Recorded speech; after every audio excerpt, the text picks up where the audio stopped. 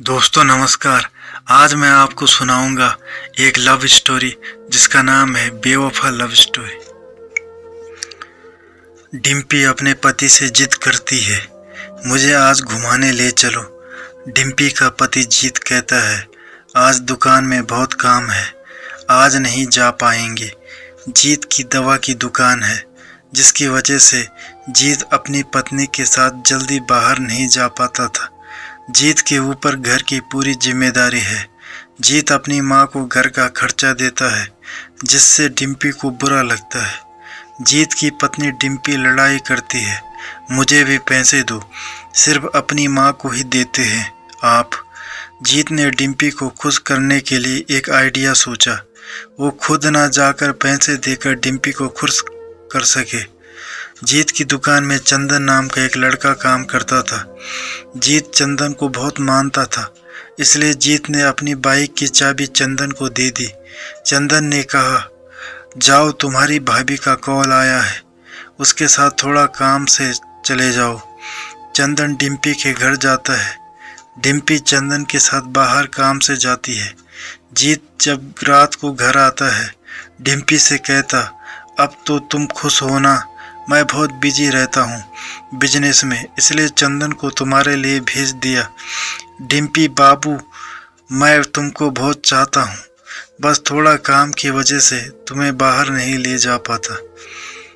चंदन एक भरोसेमंद इंसान है, इसलिए मैंने चंदन से कह दिया, तुम्हारी भाभी डिम्पी को जब ज़रूरत हो बाइक ले जाया करो। जीत डिम्पी को बहुत प्यार करता था, पर डिम्पी जीत से बहुत लड़ाई करती थी। जीत थके हारे अपनी दुकान से आकर आराम करना चाहता था। डिम्पी जीत से प्यार से बात नहीं करती थी और बहुत लड़ाई करती थी। जीत डिम्पी का बहुत दुलार उठाता है, डिम्पी उसे लड़ती रहती है। जीत डिम्पी को प्यार से गुड़िया ही कहता था। ऐसे ही समय बीतता गया। चंदन और डिम्पी एक दूसरे के साथ घूमने लगे। डिम्पी को चंदन के साथ एक अलग ही सुकून मिलता था। जीत अगर डिम्पी को कहता, आज मैं तुमको घुमाने ले चलूँगा, डिम्पी बहाना बना देती, आज मेरा सिर दर्द हो रहा है, फिर कभी चलते हैं। धीरे धीरे डिम्पी और चंदन का प्रेम परवान चढ़ने लगा। डिम्पी और चंदन अब दूर दूर जाते। अब चंदन जीत से झूठ बोलता काम से जा रहे हैं और वो डिम्पी के साथ जाता। डिम्पी चंदन प्यार में अंधे हो गए थे। डिम्पी भूल गई कि वो अपने ससुराल में रहती है। जीत जब तक दुकान से नहीं आता, चंदन अकेले डिम्पी के कमरे में बैठा रहता। किसी अनजान इंसान का अपनी बहू के इतने करीब जाते देख जीत की मम्मी को अच्छा नहीं लगता था। एक दिन जीत की मम्मी जीत से कहने लगी, बेटा, जब तुम नहीं रहते हो तो चंदन घंटों बहू के पास बैठा रहता है।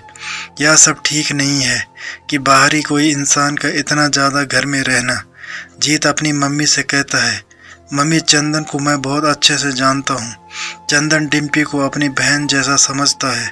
मुझे चंदन पे आंख बंद करके भरोसा है, वो मुझे कभी धोखा नहीं दे सकता। डिम्पी और चंदन के प्रेम प्रसंग के बारे में पूरे मोहल्ले को पता था। जीत पे भरोसे का ऐसा पर्दा पड़ा था, बस उसको ही कुछ नहीं दिख रहा था कि चंदन और डिम्पी में क्या चल रहा है। चंदन और डिम्पी एक दूसरे की बाहों में प्यार कर रहे थे। डिम्पी चंदन से कहती है, जीत आते होंगे, तुम जाओ। चंदन ने कहा, अभी नहीं आएगा तुम्हारा पति, थोड़ी और देर प्यार करने दो ना जान। जीत की एक आदत, वो दरवाजे से ही डिम्पी को प्यार से बाबू पुकारते हुए आता था। आज जीत का सर दर्द हो रहा था, जिसकी वजह से वो सीधे अपने रूम में गया। रूम में जाते ही जीत ने अपनी पत्नी डिम्पी को चंदन की बाहों में देखकर जीत के पैर से जैसे जमीन खिसक गई। डिम्पी सफाई देने लगी, जीत, आप गलत समझ रहे हैं। जीत ने कहा, मैंने तुम पर आंख बंद करके भरोसा किया और मैंने अपनी माँ की बात भी ना सुनी, इतना भरोसा किया और तुमने मेरा दिल तोड़ दिया। डिम्पी जीत को समझ जाती है। तभी जीत गुस्से में ढेरों नींद की दवा खा लेता है, जिससे जीत की तुरंत उल्टी आने लगती है। डिम्पी घबरा जाती है, जीत को उठाती है। जीत तब तक दम तोड़ चुका था। डिम्पी जीत के खत्म होने के बाद एक्टिंग करने लगती है। अपने सास को बुलाती है। मम्मी यहाँ आइए, देखिए इन्हें क्या हो गया। या कुछ बोल नहीं रहे हैं। जीत की मम्मी अपने बहू के कमरे में जाती है और अपने बेटे को मरा देखकर रोने लगती है। जीत को कोई हॉस्पिटल ट्रीटमेंट के लिए ले जाया जाता है। सभी हॉस्पिटल में जीत को मृत घोषित कर दिया जाता है। जीत का मृत शरीर घर लाया जाता है। सभी रो रहे थे, पर डिम्पी रो नहीं रही थी, बल्कि घबरा रही थी कहीं उसे जेल ना हो जाए। मोहल्ले के सभी लोग जीत की मिट्टी में बातें कर रहे थे। इनकी औरत का चक्कर किसी दूसरे से था। घर वाले भी जान रहे थे, पर वो सिर्फ इसलिए चुप थे क्योंकि उनका बेटा चला गया है। अगर अब वो थाना में रिपोर्ट लिखवाते हैं तो घर की बदनामी होगी और दुकान भी सील हो जाएगी। डिम्पी घर वालों के सामने नाटक करती जैसे जीत के मरने का दुख है। अकेले में खुश होती थी कि मेरे जिंदगी का कांटा निकल गया है। चंदन घर आता तो जीत की मम्मी और बहन को बुरा लगता है, क्योंकि वो सब जानती है चंदन की वजह से जीत की जान गई है। डिम्पी अपने ससुराल के सभी लोगों से लड़ाई कर लेती कि चंदन मेरे भाई जैसा है, चाहे घर पे किसी को भी बुरा लगे वो आएगा। डिम्पी के ससुराल वाले अपनी बहू के डर की वजह से चंदन को कुछ नहीं कहते थे। चंदन रोज डिम्पी के पास आता। दोनों एक दूसरे के साथ पति पत्नी की तरह रहते। डिम्पी चंदन के साथ शादी करने का सोच रही थी। चंदन ने कहा, डिम्पी तुम्हारे बच्चे मेरे बच्चे की तरह हैं, मैं तुमसे शादी करूंगा। शादी की तैयारी चल रही थी, तभी घर पे एक पेपर आता है। डिम्पी उस पेपर को देखकर रोने लगती है। वो जल्दी से चंदन को कॉल करती है। चंदन, हमारी शादी अब नहीं हो सकती क्योंकि मेरे ससुराल वालों ने एक चाल चली है। चंदन पूछता है, कैसी चाल डिम्पी? बताओ ना, मैंने तो अपने शादी का कपड़ा तक ले लिया है। डिम्पी कहती है, इस पेपर पे लिखा है कि अगर मैंने तुम्हारे साथ शादी की, मेरी सारी प्रॉपर्टी मेरी नहीं होगी। अगर मुझे अपने ससुराल की प्रॉपर्टी चाहिए तो मैं किसी से भी शादी नहीं कर सकती। चंदन डिम्पी को समझाता है, रो मत डिम्पी, हम दोनों बिना शादी करे पति पत्नी की तरह रहेंगे। डिम्पी और चंदन सालों पति पत्नी की तरह रहते। मोहल्ले में और रिश्तेदारों में सब ताना देते, देखो इसी लड़के की वजह से इसने अपने पति को मार डाला। पर डिम्पी को लोगों की बातों का कोई फर्क नहीं पड़ता। वो आराम से अपनी जिंदगी चंदन के साथ जी रही थी। एक दिन चंदन की मम्मी ने कहा, बेटा अब तुम्हारी शादी हो जाना चाहिए। चंदन अपनी मम्मी की यह बात सुनकर गुस्सा हो जाता है। मम्मी, आज से मुझसे मेरी शादी की बात ना हो, मैं किसी से भी शादी नहीं करूँगा। घर वालों के बहुत जोर डालने पे चंदन मान गया। चंदन का रिश्ता फिक्स हो गया दूसरे शहर की अनजान लड़की के साथ, जिससे चंदन और डिम्पी के बारे में लड़की वालों को पता ना चले। डिम्पी को जब चंदन के रिश्ते की खबर हुई, डिम्पी चंदन के सीने से लिपट कर रोने लगी। जान, तुम ही बताओ, अपने प्यार को किसी और के नाम कैसे कर दूं?